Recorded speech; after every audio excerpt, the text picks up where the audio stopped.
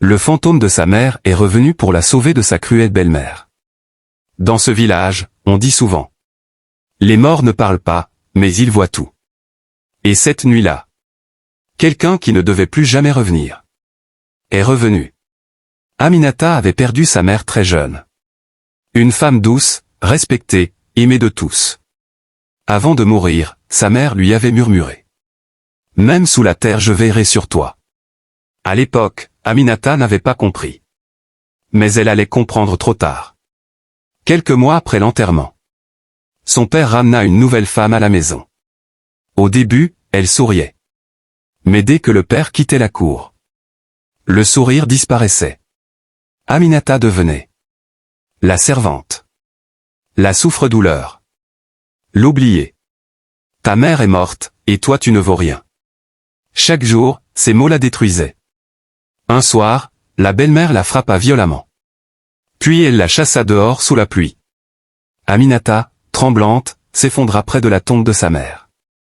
En larmes, elle cria: maman, tu avais promis. Le vent se leva. La pluie s'arrêta. Et le silence devint étrange. Un soir, la belle-mère la frappa violemment. Puis elle la chassa dehors sous la pluie. Aminata, tremblante, s'effondra près de la tombe de sa mère.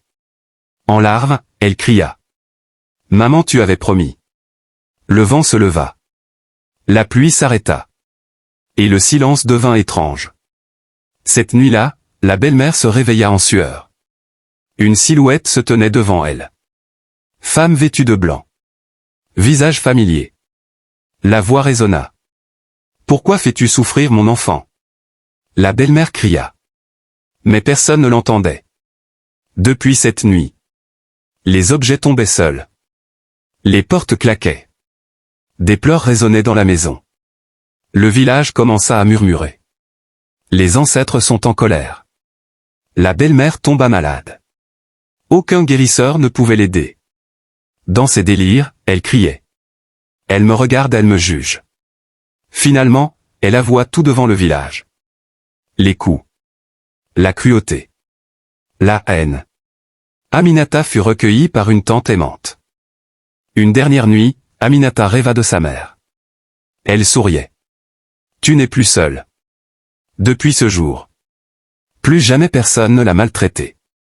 Et la tombe de sa mère reste toujours fleurie. Leçon finale. Ne fais jamais pleurer un enfant sans défense. Ne crois jamais que l'injustice reste impunie. Car parfois, ce ne sont pas les vivants qui punissent. Abonne-toi pour ne pas rater la suite.